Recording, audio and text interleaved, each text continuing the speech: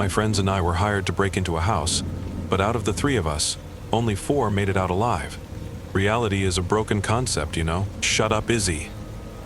Sorry, I'm having to deal with a lot here, and my fingers and brain aren't connected the way they used to be. Sometimes I mistake them for my mouth. Izzy is still screaming, and I can't make her shut up. Why won't she just shut up? I'll deal though, don't worry about me. I just need to get this down, so you'll understand. It's important that you understand. Flawed plan, I know. Because reality is a broken concept. Jonesy was the brains behind the operation.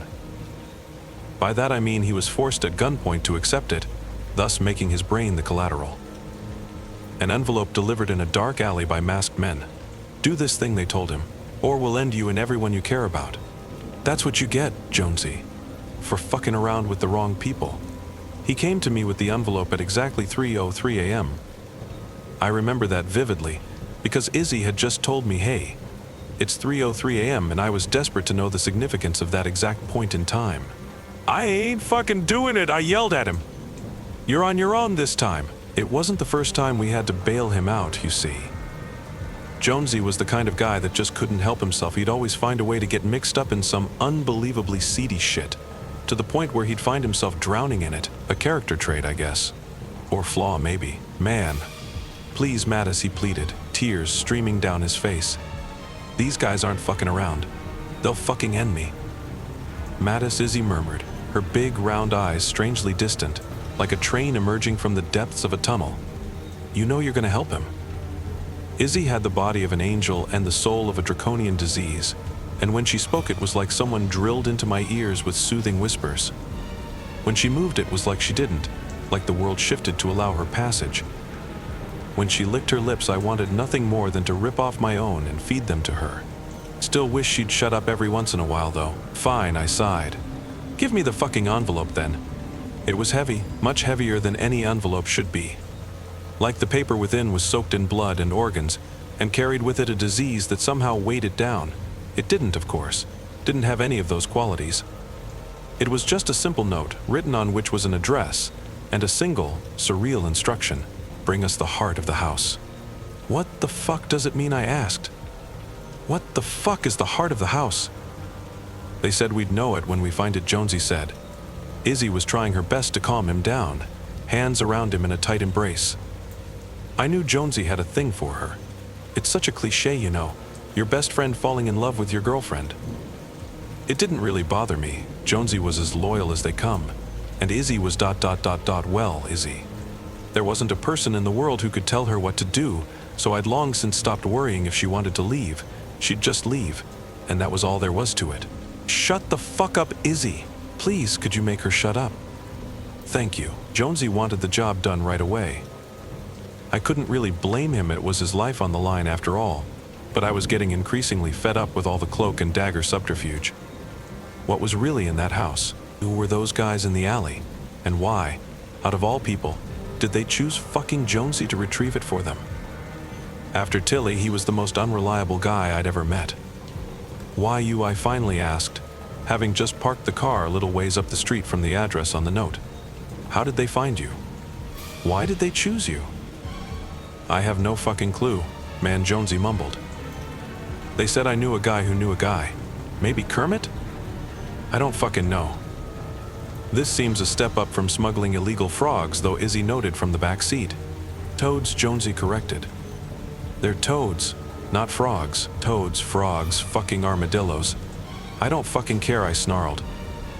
Let's just get this shit done, so I can go back to yelling at you for being a brainless asshole.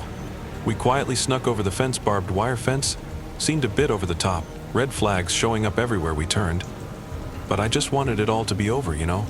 Relax in the bed with Izzy, puff on a big fat one, go back to being a normal fuck up, live my life large in the small, insignificant moments.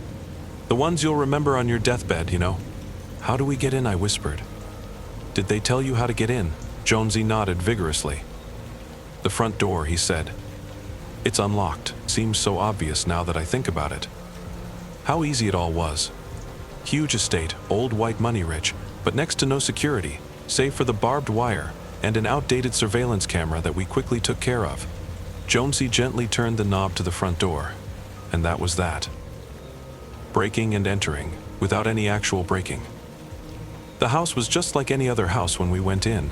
Walls of unprocessed paper, thin and foldable, interior rustic grotesque, like floating through a fever daydream, owners fast asleep.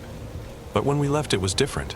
Walls thick with blood, interior screaming in infernal flames, much like the owners. We ripped out the heart of the house and took it with us. A box-shaped heart, no bigger than a severed head. It was cold to the touch, like watching someone die from a great distance. Stop screaming, Izzy. We're going to the basement, Jonesy whispered, creeping around on the polished hardwood floors. That's where the heart is. It was the strangest basement I'd ever seen, simply because it was situated on the top floor of the house. Jonesy said it was because the house was topsy-turvy, upside down. The only way to get up there, he said, was to walk down the upstairs backwards, like rewinding a winding staircase. I didn't ask questions, but maybe I should have. Asked about why I dreamt about the basement before I was old enough to speak. Asked why the paintings on the walls were all of Jonesy, Izzy, and me. Isn't that you, Izzy asked, studying one of the creepy artifacts. I swallowed, and nodded nervously. I think it is, I said. I don't know how the fuck it could be. But I think it is. And this, she said. This is me, isn't it? It is. And it isn't, Jonesy whispered. They told me the heart would attempt to deceive us. You'll do best to ignore it, or it will swallow you whole. What the fuck did you drag us into? Jonesy, I mumbled anxiously. The stairs didn't make any sense. It was like M.C. Escher and Salvador Dali had a baby, and that baby vomited a staircase into existence. Steps going up and down, north and south, red and black, all colours and directions and riddles, and we were just there, along for the ride, until suddenly we weren't, and I lost sight of Izzy. Izzy, I yelled hysterically. Izzy, where are you? Can you hear me? Shut the fuck up, Jonesy hissed. She'll find you. That's when we met the first owner of the house. He came around the corner, or over the ledge, or somewhere between, or neither of those. Point is, suddenly he was there, and he didn't look too happy about us tripping balls in his Escher Dali baby vomit staircase. Hey man, Jonesy said, pulling a gun from his jacket with a noticeably trembling hand. We don't want no trouble. Just give us the heart, and we'll be on our way. Put that fucking thing away, I yelled at him. Leave the first owner, a frail old man, maybe in his 70s, thin gray hair, thin gray body, thin gray everything said. Leave or face the consequences. Listen, sir, I started. It's like he said, we don't want no. The first owner took a bullet to the neck, then to the torso, then one in the thigh, finally collapsing in the staircase with the last one in his chest. He must have died instantly, because I couldn't catch his last breath. I don't know why that matters, but it does. Your last breath should be witnessed. It should be seen and felt and cherished for what it was, a final and beautiful fare thee well. What the fuck, Jonesy, I screamed, desperately trying to wipe the blood from my clothes, realizing soon I was somehow making it all worse. No, I didn't, Jonesy stammered. I swear, fuck, I didn't pull it. I didn't. We have to get the fuck out of here, I mumbled, pushing Jonesy to the side. We have to find Izzy. But that's not what happened, was it? We didn't know which way was up or down or sideways, so whichever way we went, it was always toward the heart, always toward the basement. The basement on top of the house. I've been here before, Jonesy whispered, eyes wide with fear. Heart too, probably. How have I been here before? The room wasn't so much a room as it was a living, breathing, fleshy organism. Muscles and sinew and pulsating veins, hideous warts and brown cyst-like protrusions. And there were faces too. How many? How many, Izzy? Shut the fuck up. Hundreds? Thousands. Droopy-skinned, wrinkled, decomposing, fused together as one with the hideousness of the flesh room. Who is your decorator? I wanted to ask. David fucking Cronenberg. I'm always like that, thinking up hilarious shit hours after the fact. Character trait, I guess. Flaw, maybe. You were always here, Jonesy, the second owner of the house, said. You just haven't woken up is all. Like the faces on the walls, like the first owner. The second owner was them. He was them. Younger, yes. More lifelike also. But definitely the same person. Definitely the same face. Who is your decorator? David fucking Cronenberg. I wanted to say, "What the fuck is going on?" I actually said. Mattis Jonesy muttered, "I don't feel so."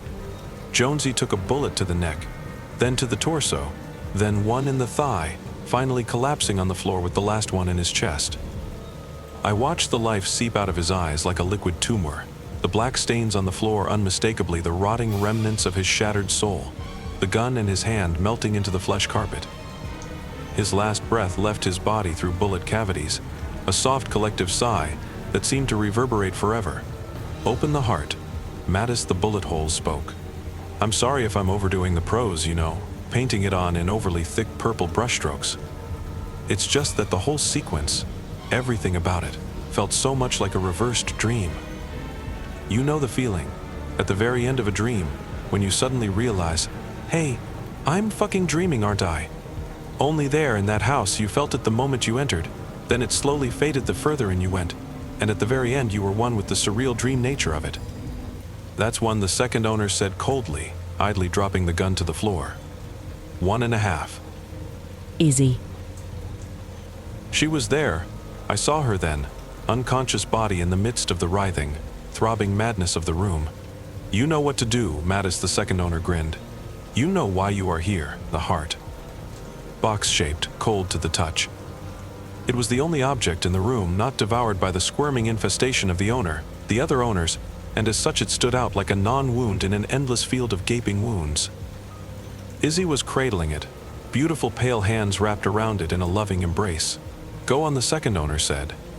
I've dreamt of this moment for centuries. With nervous steps I approached Izzy, approached the heart, a cacophony of moans from the rotting faces on the walls cheering me on, praising me the great reliever, the end of all things. The second owner erupted in a maniacal laughter as I pried the heart loose from Izzy's firm grip. "Open the heart," Mattis, he muttered darkly.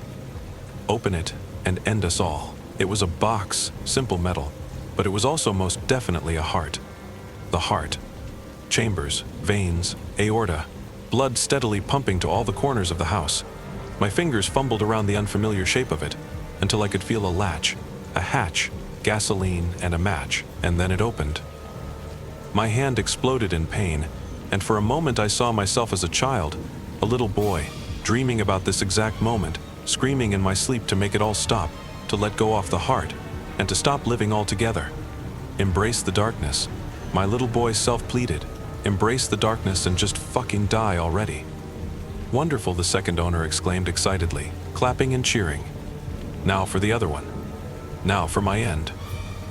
From out of nowhere Izzy appeared, naked and feral and covered in blood and mucus, grabbing his head between her arms in a painful-looking headlock.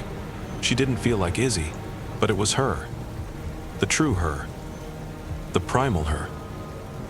Pure power, pure will, pure violence. She winked at me cheerfully, before she squished the second owner's head in like it was an overripe melon. "Izzy," I whispered, the excruciating pain in my hand reminding me I was somehow still alive. I stared into my wounded palm, the pus-filled flesh hole widening and stretching uncomfortably. There were things down there I shouldn't see, shapes in the shapeless writhing and crying and begging. When the worm face pushed through like an unwanted birthing, screaming my name through bleeding eye socket mouths, I realized I needed Izzy. She'd been through this. She'd know what to do. "Izzy," I screamed. The worm face thing squirmed its way out of my hand hole and landed on the flesh floor with a disgusting schloomp, moments later wriggling away from me, like it was trying to hide. Maybe it was. Maybe it knew I wanted nothing more than to stomp it into the flesh floor. It didn't take long for it to grow, though. To sprout legs and arms and face, and to become me. I couldn't feel my hand anymore, and sometimes I still mistake it for my mouth, because that's what it is, and that's what it isn't. It's like I told you. Reality is a broken concept. We left the house, Izzy, the other me, and me. 3 of us went in, but only 4 of us made it out alive. We tore the heart from the house, and it bled out in screaming flames, rotting faces, and several lifetimes worth of owners. I think in the end they all wanted it, Death. Darkness. Nothingness. Not this. Not this unlife of blasphemous rebirth, where you can't tell where you begin and the other ends. Shut her up. Izzy, my Izzy, is dying. The heart took too much from her, and now she can't stop screaming. She won't shut up. She won't shut up. She won't stop bleeding. She won't stop melting. She begs us for it. To end it. To end it all. And you know, I think I will. I owe it to Jonesy. I owe it to Izzy. I owe it to my little boy self to free them all from this waking nightmare. And maybe, just maybe, to make it so it never really happened in the first place. You can call me Mattis, but if you meet me, it won't be me.